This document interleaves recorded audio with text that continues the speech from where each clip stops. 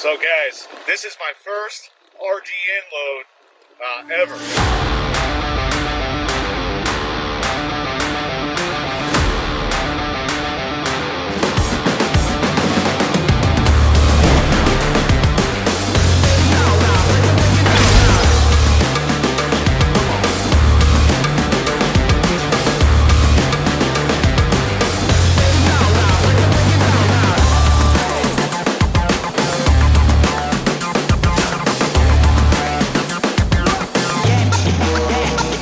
What's going on, guys? It's been a while. Man, this has been a rough year. I made a lot of mistakes this year. And let me tell you, this trucking industry will eat you alive if you make the wrong moves. Financially, man, I was getting my butt kicked. I left ATS, went to 2 different companies. They didn't work out. And I'm back over here at ATS. I should have just stayed at ATS to begin with. So guys, this is my first RGN load with ATS and ever, for that matter. Not only was it my first RGN load, it was also my first self-load. Never have I driven a Cat 950 before. So I picked it up out of the port over in Houston, and they must have had like 50 of them sitting on the yard. And you're supposed to find it by the serial number. And, you know, once I found it, the other chore was figuring out how to get it started. Because when you jump in the cab, they got the key basically tied around, chained around the steering wheel. There's no ignition anywhere in there. It's basically like a push start Cat, and you can't push start it from inside the cab.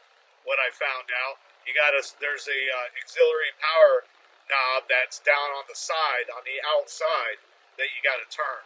And I figured that, I tried it, but when you turn it, it doesn't want to turn all the way to the on position. It only kind of goes like a quarter turn, and then it pops back into off. So what I realized from a lady, a Keen driver that showed up, she's like, yeah, these Caterpillars, you really got to turn it hard. Don't worry, you're not going to break it, and I turned the hell out of that thing and finally got it into the on position and was able to start the thing. So, I knew I had 2 chores getting this thing loaded up on there.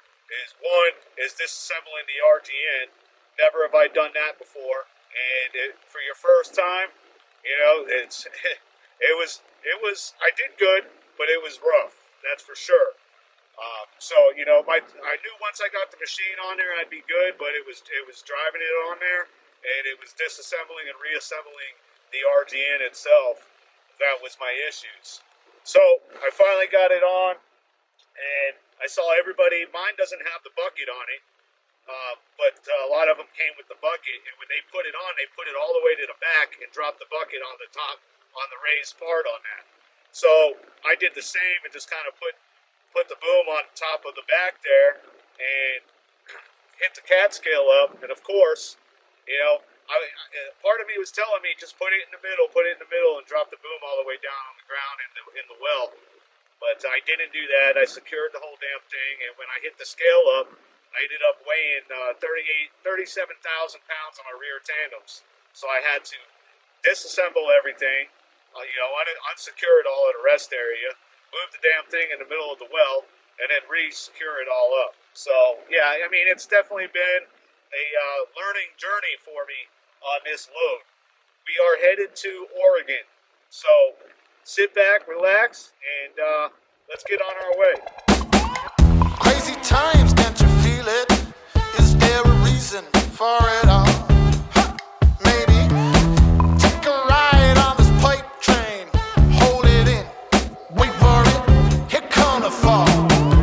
Oh, your mind's been spun into a web. Is a spider gonna catch 'em all? Wheels and deals, a flickering screen. Got your card, ain't you please? Gotta click 'em on. Who's little is here?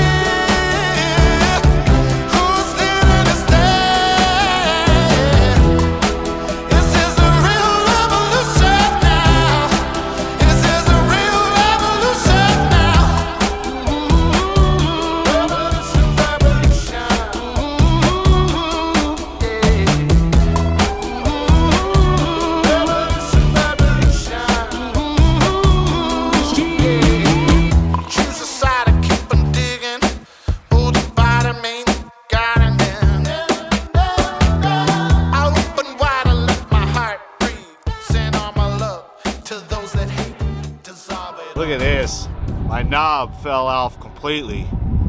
So I guess I could just use a pair of pliers, pull it out if I need to, manually adjust the height on my RGN here.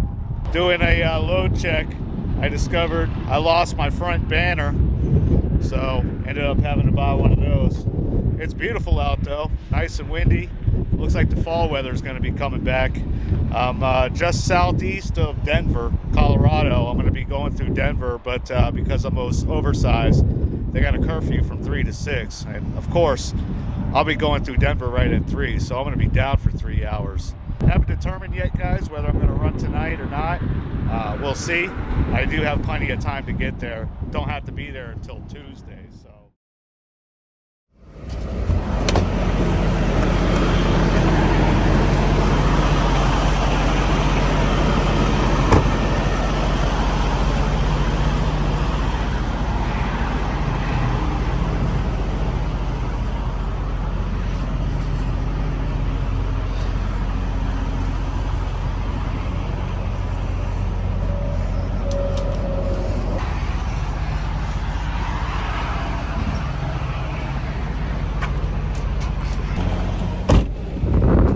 If it was up to me, guys, I'd outlaw Walmart. I am so sick and tired of Walmart. They're just getting ridiculous. You know, it's bad enough when you got to go in there and bag your own stuff and while everybody's standing around. When I say everybody, I'm talking about the employees there. They stand around, they watch you bag your stuff, and then they check you at the end to make sure you didn't steal any of it. So I never go into the self-checkout lane. I always go to the cashier. This place had paper bags, guys. You have to pay 10 cents a piece for the paper bags, and you got to bag it yourself. Absolutely ridiculous. I'm like, well, you know, I should charge you $1 for me bagging it. You want to charge me 30 cents? I got 3 paper bags. It's 10 cents, like I said, a piece. So that's 30 cents. I mean, it's not a big deal, but, you know, it's getting to the point you're already making enough money, but you downsize your employees so you could save $1 and make us do all the work, and now you want us to pay for the bags we're using. It's ridiculous. Anyways, I didn't have any problem going through the Wyoming port of entry there. They got they had my permits ready by the time I got there, so I was able to get in and out of there. I did, however, so this load was supposed to drop on, originally it was supposed to drop on Tuesday. I called my dispatcher up and said, hey, look, I can just flatten out my clock over the weekend. I'll be there first thing Monday morning because I got good recap hours, no big deal. So we had that planned. Well, by the end of the day on Friday, it was about 4 o'clock, and I realized, oh crap, you know, I got all my permits except for the Oregon one. So I call her up, and she's like, yeah, let me see what's going on with that. Basically, there's, you know, they put the permit in, they put the permits, they requested the permit, but it takes like 2-3 days to come back. So the lady that does the permits put it in late, so therefore I can't get the permits until Monday. So I can't drop the load until Tuesday as it was originally planned. No big deal, but, you know, being all the way up in Oregon where I'm dropping it, I would have liked to have gotten empty first thing Monday morning.